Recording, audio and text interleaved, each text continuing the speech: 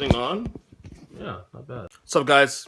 Um, I actually wanted to do this last night because, to be honest with you, I had no time. I was just sleeping yesterday, so I couldn't react to it. I did like 3 podcasts yesterday, something like that. So it's like, I could give it a day. But first off, before I get to anything here, I just want to say prayers, everybody Northeast. Um, the blizzard out there, Blizzard 2016. All my family up in New York, and especially my friends up north. Stay safe. Stay warm. It's actually even cold down here in Florida, if you can believe that. It's supposed to be in the 40s tonight in South Florida. Not North Florida, but South Florida and Palm Beach. Yes, with the beaches and stuff. So we're obviously we're not nowhere as close as what's going on up north, but definitely a little cold weather here. But anyway, I want to do a quick reaction to the Dave Blatt firing yesterday. I actually want to do this yesterday, but didn't have any time. Like I said, did 2 podcasts yesterday. I finished a column and then I slept. And to people who are surprised by what happened, I guess it was a shock initially when you hear it, you see it's like, wow, you go on Bleach Report, and you say, oh, Dave Blatt got fired. Like, what? I mean, I know lost to the Golden State Warriors on Monday by what 35 points or something like that, but then they win 2 in a row against Brooklyn and the Clippers on Thursday, and then you think, okay, well, maybe I don't know, maybe down the road they'll reassess that after the finals, give them another chance, whatever, and then you see that report come through, and then my reaction is really there's no surprise here. There's really isn't anything to be surprised about at the end of the day. I mean, the reports were out there from the word go about the relationship between Dave Blatt and LeBron James and the rest of the Cleveland Cavaliers players. That there was definitely a disconnect. And yeah, Ralph, you're correct. He was way over his head. First off, if you remember this, he was hired before LeBron returned to Cleveland. He was hired about 3 weeks before LeBron had made his decision to leave Miami to head back home. Which I guess we really didn't, to be honest with you, for myself, I thought that was actually in play for LeBron to go back home. I thought that was actually a plan, but no, not really, in hindsight. But Dave Blatt was definitely a regarded coach. He was regarded, in Europe, definitely he was what we called up until, he was regarded as the Phil Jackson of Europe. So I remember too back a couple of years ago when the Lakers were going after doing their searches for a couple of times, his name kept popping up every so often. So Dave Blatt's name was in the cycle for a couple of years, actually. So I thought, well, LeBron's back here. Maybe this is going to be a good fit. Maybe this is something that could work out. And, as everything played out, of course, with the LeBron returns home, and then they make the move, instead of keeping Andrew Wiggins, the number 1 pick on the roster, they go ahead and they trade him out and get Kevin Love and all that. Which like I said, back then, I don't think that we would have thought that we would come to this point 18 months later, but here we are now. But the thing that we've learned through these last 18 months is that Dave Blatt isn't really somebody that, there's a different set of coaches here, like a Phil Jackson or a Pat Riley, who are guys who can control egos, like elite players, like, Pat Riley did it with Magic and did it with Ewing and those guys, and there are guys also there are guys also that like Dave Blatt, who's a teacher and maybe isn't the right fit. Now, I will say, if LeBron had never returned to Cleveland, first off, let's say Wiggins, they drafted Wiggins, obviously, LeBron stays in Miami, it's probably the right fit because Dave Blatt is a teacher. He's not really a Phil Jackson ilk, a guy that's going to try to control egos. He's a guy that's more fit to teach young players the game and to have them grow. So maybe going to Minnesota next year might be a nice fit for him moving forward. He's a very good coach. I just don't think the fit was right.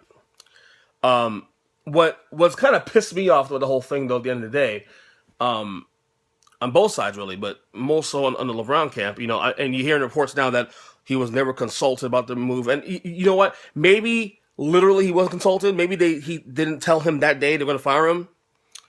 But there are ways around that. I mean, you can. There's so many angles to take that way. LeBron is very powerful. He doesn't have to tell you anything. You can tell by his body language. He has people in his camp that can do his work for him. And to me, what pisses me off is that LeBron, it comes out and says that, well, we had nothing to do with this. I was never consulted. Like, please, you're the best player in the world, obviously the best player on the team. You don't ever fire your coach without consulting your best player. So that to me, that's absolute bullshit. I call bullshit. Okay, and to me, it sounds very disingenuous. And whether or not he did or didn't, I'd rather him just own it. I mean, it was the reports of him and Blatt not being on the same page were out there for a very long time. So why are we acting like this is something that's news? Pay attention. We all know that. It's okay. I'm not going to judge you. It's okay. Sometimes marriages don't work. Sometimes relationships don't work, and it is what it is. I just don't like how the disingenuous thing came about with that. Blame J.R. Smith? Yeah, maybe. I don't know. I mean, his usage rate's gone way up actually in the last couple of weeks over Kevin Love's. But anyway, but to me, it's like it's. I think it's a problem here to LeBron. Where he wants to be, he always says he's a very well-intentioned guy. That's one thing I will say LeBron. LeBron is a very well-intentioned guy.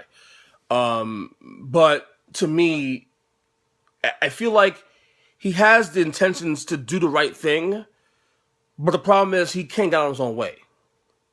Like, he admires the system that Golden State and San Antonio plays in, but then he does things like hold the ball for like 20 seconds on the 24-second shot clock. Like, their system's predicated on ball movement. Why aren't you moving the ball around? Things like that. So LeBron wants this team to win. He says in his letter last year that he wants to take his time, and it's a build. It's going to be a grind. Take a while before we get back to where we are. But then your actions show otherwise. Just be honest. Don't sit there and say that, oh, well, this is going to be a couple of years before we get, no, dude.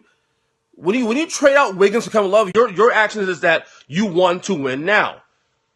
Can the Cavs with Tyronn Lue's coach?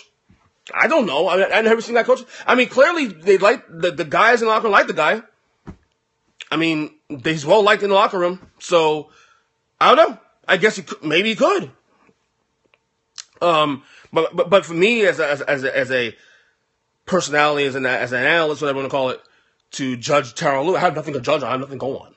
So I'm not going to sit and pretend I know that he's a great coach, because I don't know if he's a good coach. No one knows. I mean, Danny, you don't know if he's a good coach. I mean, no one knows if he's a good coach or not. That's something that still remains to be seen. But I feel like, LeBron is taking this whole thing of replicating what Miami had a little bit too far, because what Miami has is a natural set of circumstances. In other words, they have the front office. Okay, you don't say, well, okay, I want to have this guy in place. No, Miami has structure because it was created from the word go. You don't just create that on a whim. Pat Riley don't just exist out of nowhere. You have that's there, and when you do that, when you want structure really means you're entrusting the front office to do the right thing, not dictating how things go. Michael Jordan tried that too in Chicago also, and he failed. And I'm not gonna blame LeBron. LeBron is the first guy that ever got a guy fired. He's not. Magic did it in 80, 82 with Westhead. Jordan did it with Doug Collins in 89. Did I say Phil Collins? Wow. He did 89 with Doug Collins. It takes a while to adjust. And for the record, I mean, we can say in hindsight, oh, Jordan and Phil Jackson are the greatest marriage all time, coach to player. Jordan hated Phil Jackson the first 2 years. Read the Jordan rules. Jordan hated the triangle for the first couple of years. So, in that aspect, LeBron maybe should be a little more patient. You can't say you want to replicate Miami and admire what San Antonio and Golden State does, because this is what they do. They already have the structure in place. You come into the situation with a ready structure put down. You can't do that in Cleveland because you're the one dictating that. That has to be there. That has to exist immediately. That has to had existed immediately before you even got there. So for you to force feed this idea to, okay, well, I want to do this like you do in Miami, and then do it this way and bring this guy in. That's not how it works, man. That's not how it works. And to be honest, this might cost you championships, because the thing with Cleveland is that, look, they're going to win the East. They're the best team in the Eastern Conference. It's not even close. There's no, I mean, you sit here, you can tell me Toronto and Chicago, and no, they're not. There's no one is going to challenge Cleveland when it's all said and done. Come April, May, and June, nobody's challenging Cleveland in the Eastern Conference. But if San Antonio is waiting in the wings, if Golden State's waiting in the wings, and hell, at this point, if Oklahoma City's waiting in the wings, Cleveland's in trouble. You know, you have to trust the guys. You have to trust, and I hate to say it, you have to trust Dan Gilbert. You have to trust Dan Gilbert and David Griffin around him to build the right thing, which obviously is not really the smartest thing to do considering the track record. But, yeah, go Hornets. But the bottom line is that I think LeBron, is getting heat for this, and he should get some heat for this too. Whether or not I agree with the firing or not, I mean, it wasn't the right fit. So, I mean, I don't think any guy should lose his job at 30 with a 30-11 record. But at the same time, he's not necessarily, not the right fit anyway. So, I don't know. I'm interested to see how this team responds tonight, because they're playing tonight against Chicago, huge game, conference game. These next few games are gonna be, I think, a kind of a sign. I'm looking forward to seeing the body language more than anything else of the Cavaliers players. Tonight, especially on national television, there's nothing going on. NBA Saturday night, I'm looking forward to it. ESPN doing something great there. I'm looking forward to see the body language, because that's been the complaint of we've been hearing. If you read George Janowski's article on Yahoo Sports, he explained to them that this team's in first place, 30-11, and with a bullet, and yet no one's having fun. David Griffin on his press conference yesterday even alluded to that, after the firing. So I'm interested to see if you'll see more dancing around with LeBron and the guys. You see more happy faces, more smiling going on in the next couple of days. And that will be a telltale of just how serious this whole Day of Blatt thing really was. I'm really curious to see how these guys, not just from a basketball standpoint, respond, but also from a personality standpoint, naturally, how to respond to Tyronn Lue and whatnot. This is definitely a soap opera to watch. But like I said, the bigger picture is this: Tyronn Lue may not even improve the chances of winning a championship. It may be the same status quo, and logic will tell you it will be the same status quo, because to me it comes down to the players and the system and what they have in Cleveland. And then to me their problem is the structure there is not stable. The fact you fire a coach 30-11, regardless if it was a fit or not, tells you it was a problem. And the structure's not fit there. Couldn't try that in Miami, though, because Miami had a system in place. You're not going to tell Eric Spoelstra to get fired. Pat Riley had his back. That ain't happening. So, I would advise everybody to watch tonight's game, the Chicago, Monday against Minnesota, the first couple of games, and just look at the body language and see how LeBron, not just LeBron, but the other players, because remember the other players were the ones also saying that they didn't get along with Blatt either, and they had issues with Blatt. So let's see how they all respond in terms of the body language and see how that works out. It's funny how this team, the Cavs, have actually won 11-13 games, and this happened. This is strange. But it's funny what a 34-point loss to Golden State Warriors do to you on Monday. See how things get you unraveled. Anyway, so that's it. I just want to do a quick rapid reaction to this.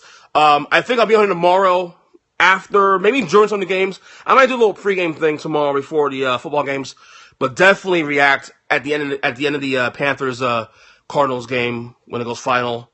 We'll have our official Super Bowl 50 matchup ready to go. Anyway, like I said, check me out, NJC Sports. Ralph, Kyle, everybody. Later.